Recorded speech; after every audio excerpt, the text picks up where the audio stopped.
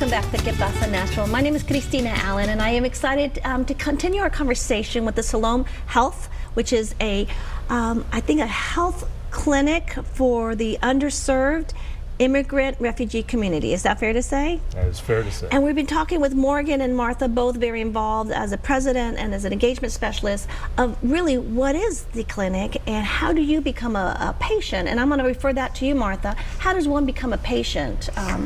Well, we have a process at Siloam. We have an application day every Monday morning. First come, first serve. We have limited applications, between 10 and 15 applications every Monday.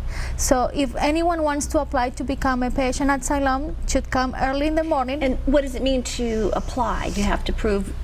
You need to prove that you are not eligible for any other health insurance, that you don't have health insurance, and you are in need to health care. And do you work a lot with health navigators throughout the state with the Affordable Care Act to get them? We do, yes. In a daily basis, we have navigators in the office inside, and they are helping all our patients when we see that someone is eligible for Marketplace or any other. So that's just, you're evolving, but there has to be challenges when all these patients come in. There's 15 every Monday.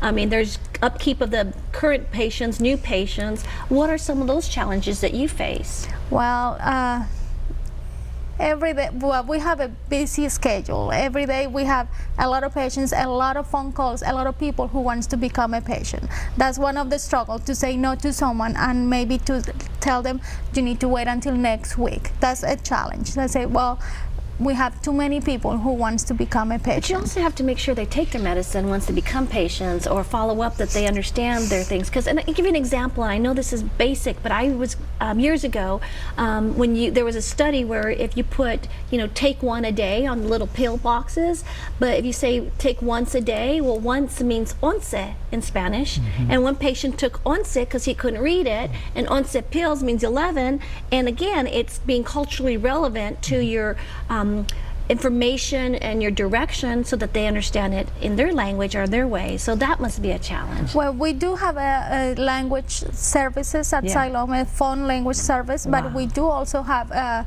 interpreters, volunteers. That's amazing. I gotta go back to you is, what are the challenges you face? And because with the Affordable Care Act, with the health reform, I mean, what does that mean?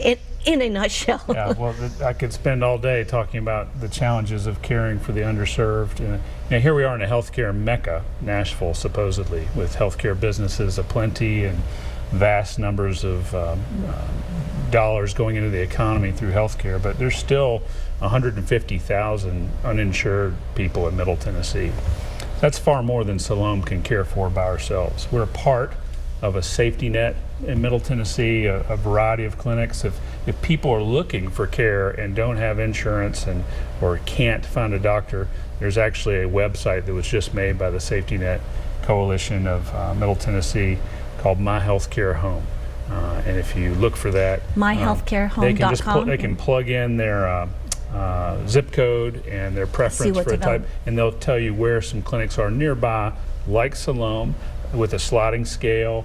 Some might take some insurance as well as uninsured. And I'm sure those websites are in English. Yeah. So that's a challenge there too. They usually are, but this one actually has already translated 8 languages. It hasn't been implemented yet, but in the next month, that's after perfect. this interview, those languages should be implemented. Perfect. Spanish is definitely one of them. Perfect. Yeah.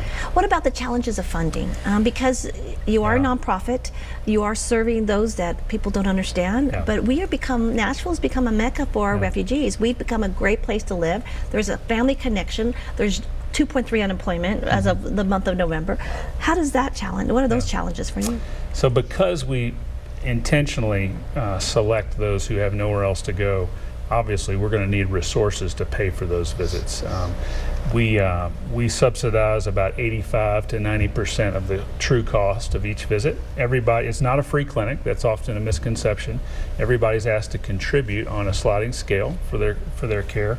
But because of the in-kind donations of our partners and the financial contributions of many generous individuals, churches, foundations here in Nashville, we're able to offer a very high level of care for those with significant cultural and language barriers, as well as a handful. There's still 10 to 15% of patients who are native-born Nashvillians like me. But those contributions are given in a variety of ways. Being that we are the healthcare mecca for the industry, does that help? Sure. Is there challenges? I mean, do they see that as a mission for them as well? Yeah, because you are mission-based. That's right. Our mission is to share the love of Jesus Christ by serving those in need through healthcare. So we have a very distinct faith-based mission. We're very inclusive in the patient population that we see. You know, we see patients of all faiths or none, as well as, which makes it very welcoming, and that's the reputation you have, is that while you're faith-based, you're open to all faiths, and that is a faith-based way to do it. So that's the impetus, that's the passion underneath it, that's the real power of Siloam, is really helping those on our staff and volunteers recognize the image of God in every patient who walks through the door, whether they talk like you, act like you, think like you, or look like you. We see God in that person. We really want to honor that image and do what we can to help them. Now, being in the healthcare mecca, we have some support from different healthcare companies. HCA in particular really stepped up to help us build our building that we own debt-free in Melrose right now. Off of Gale Lane and by the Kroger there, right? Gale Lane, right next to the Melrose Kroger.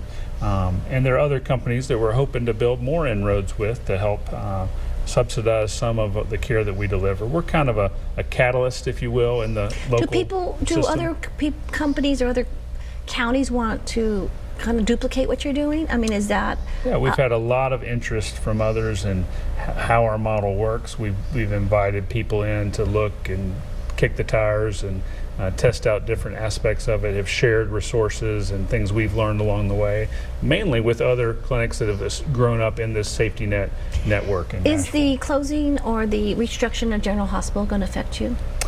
You know, that's going to be a significant challenge for Nashville.